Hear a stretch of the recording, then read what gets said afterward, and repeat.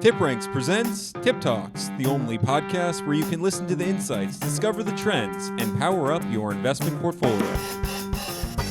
Investors, welcome to TipTalks, a brand new podcast brought to you by TipRanks, a market-leading stock research site delivering through on all the insights that you're going to need to be well aware of as an investor to drive more profitable returns. Now, TipRanks is, of course, used by thousands of investors every single day and Wall Street's elites. Now, we have started this podcast because we've realized that we need to continue on in leveling the playing field for all investors. But on today's podcast, we have a very special one because we have our very own in-house analyst here with us to talk about why dividend investing is not boring. But I can't introduce her any better than she can herself. So I want to pass it over to Yulia. Yulia, can you give us a brief introduction of your background and how you got to TipRanks? Sure, Ari, thank you. I'm Yulia Veiman, and I'm a research analyst. I've been a stock market research analyst for many years, bringing 15 years in experience of investment analysis to TipRanks. So I'm very happy to be here now. Yulia, I can certainly share with you that our entire TipRanks team has been thrilled to have you join us because you have so much experience within the field. And of course, little do all of you probably know, Yulia is behind some of our newsletters that we have at TipRanks, whether it's our dividend newsletter or our flagship newsletter. Now, we're going to get to that in just a bit, but I first want to dive right into our first question here because I've been waiting to ask it all day long since this podcast has been on our schedule here. Yulia, what is dividend investing all about?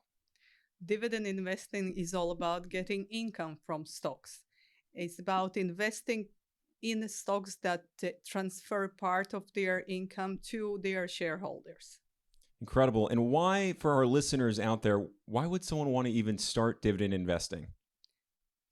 Don't you want to get income every month or every quarter? And can it get any better of an answer than that? I know I certainly would love to receive monthly income, quarterly income, end all be all. That's what I'm looking to achieve, is more income as an investor.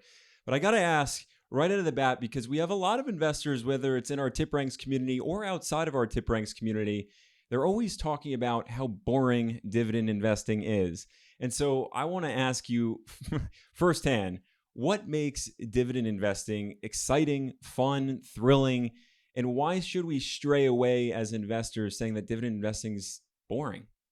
Well, first of all, getting a check every quarter is lots of fun from my point of view. Could not agree more. Second, there is this misconception that dividend investing is for old boring people, that you have to invest in like really boring companies, like utility companies that don't grow at all at best.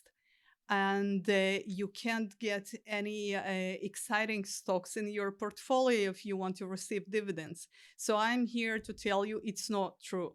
It's not true. We heard it firsthand from our in-house analyst here at TipRanks. I got to ask this one.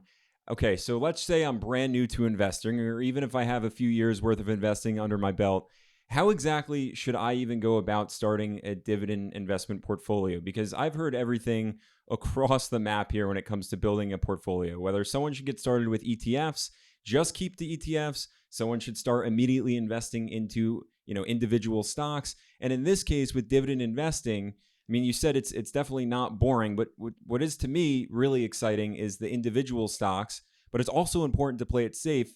That's when I start to think about ETFs or index funds. Could you break down a little bit about how someone should go about getting started?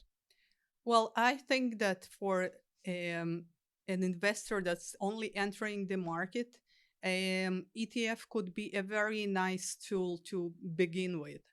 It's safe, it's diversified. You don't have to do the analysis yourself. You just buy into a set portfolio of dividend-paying stocks. You receive your dividends on a monthly basis. And meanwhile, you can learn while you're getting the money. You can meanwhile gain some knowledge about the individual stock investing and proceed from that point. Sure. And then you'd say it's okay to start with individual stocks. Because I'll be honest, I'll be the first one to admit here that I am definitely a longer term value investor. I do love my dividends. I certainly don't think it's boring in the slightest. But again, I know there's so many people who are out there, investors, who say that it's boring to invest in dividend stocks. There's not a lot of growth. And if you are even going to get started going down that route, you should just pick the individual stocks. So I'll share in total transparency. I actually got started with an ETF myself. Once I felt comfortable in the market and investing, I started to build a bigger portfolio within individual stocks. How should we go about building that portfolio in terms of, do we start with the ETF and then build upon it with individual stocks? Or I'll go with an even a simpler question. How many holdings should we even have in a portfolio? Well, if you are talking about individual stocks, you should to really have it diversified, but not too diversified as to not keeping tab on all your investments. I think around 25 to 35 holdings is the best number. Sure. And what would you say for investors out there who have, because I've heard this firsthand, whether it's on our webinars or friends and family, they have 60, 70, 100 stocks in their portfolio. For me, that's a little much. And again, I got to be as transparent as possible with everybody out there. I actually made that mistake in 2020 when the market tanked, and there were so many available stocks to me that I just loaded up my portfolio thinking every stock is going to be a grand slam pick. And now here I am today. I'm actually working on trimming and making sure that I can maintain the stocks within my portfolio. I can keep tabs on all of them. And for me, it really comes down to like 15 to 20, even less than that. But what would you say to those investors who are out there saying it's all about loading up a portfolio to like 70 positions? Well, you are not the only beginner investor who made that mistake. I think many people do that, especially when they find themselves in a situation when great stocks have declined so much that they are now very cheap. But I think it's better to have a bunch of strong conviction stocks that you buy and hold forever, and from now and then add some stocks that you are not sure that you want to hold them for the long term, but they're a great opportunity. Sure. And how do you know, right? You said add these stocks to your portfolio. And I know you and I always go back and forth in the office, right? When it comes to investing in particular stocks, we always have fun with going back and forth with Apple and Microsoft and the stocks that we're super interested in. But how would an investor, again, beginner or even more experienced, know what stocks to begin to add to their portfolio? Because I get there's so much information out there, information overload almost. And for me, sometimes it gets as simple as looking down at, I don't know, my shirt or my jeans or the phone that I'm using, the computer. And then I take, what I'm using in my everyday life and start to look at the companies that are either producing these products or, sharing their services. And then I begin to do my due diligence on those companies. But how would you, as an analyst, right, from the analyst standpoint, recommend that we retail investors get started with even picking stocks? You've got a strong point, and you're not the only one who's saying that. My favorite investor, Warren Buffett, once said that you should never invest in a business that you don't understand. If you don't really understand what the company is doing, it's too risky to invest it, for my point of view. So it may be just selling hot air and lots of promises, but not actually delivering anything. Sure. I always think back to Buffett when he talked about owning a farm. I don't know if you've ever heard that lecture of his. I think he gave it at a university, but he spoke a lot about, you should come to the investment table as if you're about to purchase a piece of farmland, right? No Joe Schmo would go to a farm and just say, I'm going to buy this today and sell it by next week. You are going to go to that farm and you're going to do all your due diligence. You're probably going to hold on to that piece of farmland for, I don't know, a decade plus, 10, 20, 30 years, maybe even generationally, and give it, down to children, grandchildren, et cetera, et cetera. I think that's so important to understand, is be in this game for the longer term, know what you're investing into. Yeah, exactly. That's the difference between investing and day trading, because when you're trading, you're trying to buy as low as possible and then sell as high as possible. you don't have to really understand the fundamentals of the company or the way it's making money or any details on its business. But when you're investing, it means holding the stock for medium to long term. That's investing, not trading. And that connects us to the issues, to the subject of our conversation today, because dividend investing is investing. You can't trade dividend stocks. Well, you can, but it doesn't. Not recommended. It's not recommended at all, because you don't have time to receive that dividends you bought the stock for. So when you're buying a dividend stock, you're expecting to hold it for some period of time enough to receive dividends. And that means that you have to understand what the company is doing, what its business is, and you have to do some fundamental analysis on that company. You have to understand, does it have a lot of debt? Is it profitable? What are its profitability ratios? And other interesting things. So you just mentioned having this dividend investment portfolio and having stocks in there that you really understand. And what I often find is, again, going back to this idea of a lot of investors wanting to get rich quick, get rich by Tuesday, as I always say. But what I found, again, we go back to good old Warren Buffett or Peter Lynch or any of the greats, and they always talk about really understanding your investments. Now, you really kind of summed it up for us, but I want to go a little bit deeper here.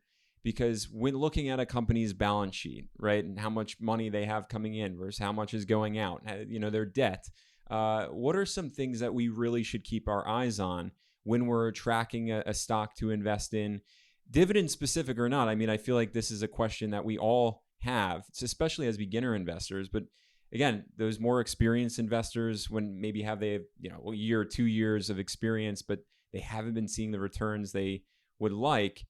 Are there specific metrics we should be looking at, right, on that balance sheet? What should we really be looking into to make it for us more profitable in the long term?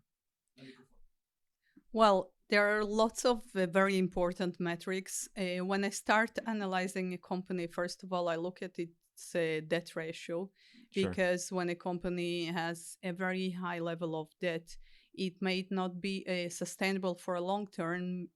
You also have to, look at how much interest it pays on it. That is the cost of debt, how much interest it pays on its debt, and the ratios that show you the coverage of the interest and the debt.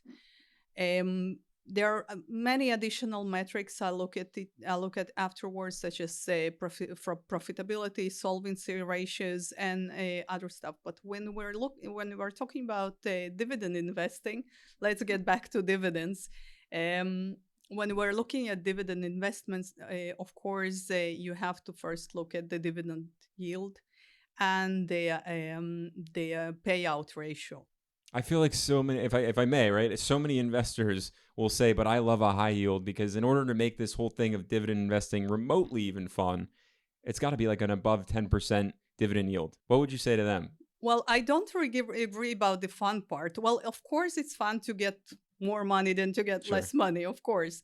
Nobody argues with that. But a very high yield sometimes, not in all occasions, but in many, many occasions, can raise some red flags. High dividend yield is not always as good as it sounds. It may, first of all, we have to define what is dividend yield. Dividend yield is the payment, the money that you get on each share you hold, divided by the stock's price. So if the yield is high, it may raise a red flag for the company's stock performance, for example. So an unusually high dividend yield may be a sign that the company is in some kind of distress, and the dividend may not be sustainable. What's good about getting a 10% dividend yield if within a few months that dividend is going to be suspended? Sure. Yeah. I mean, again, I can't tell you how many times I've seen this, where whether I'm looking on, I don't know, Twitter or YouTube or again, connecting with, many of our users who are interested in dividend investing, and they go, well, Ari, maybe I should just find, the highest possible dividend stocks, maybe 3 to 5 of them, and just invest in those stocks. And that's something I share with them all the time, is you have to be aware that a high dividend yield can't always be chased because it could be cut. And I think when we fail to recognize that that is a red flag instead of a green flag, we're really putting ourselves in dangerous waters. So it's certainly a rising red flag, right, when we have these high dividend yields. But again, we have to stick to this concept of dividend investing being fun. Because as someone who does partake in dividend investing and someone who really does long-term dividend stocks, I find them to be safe and reliable. And although, yes, right, I love my growth stocks, I very much enjoy the dividend stocks because they're safe. But now I want to go in this direction of really getting into DRIP. And I'll let you explain the concept here, but why is DRIP so important? And I guess what makes DRIP even an exciting strategy, would we call it? It's a tool. It's a tool for reinvesting dividends. Sometimes you don't even pay commission on that reinvestment.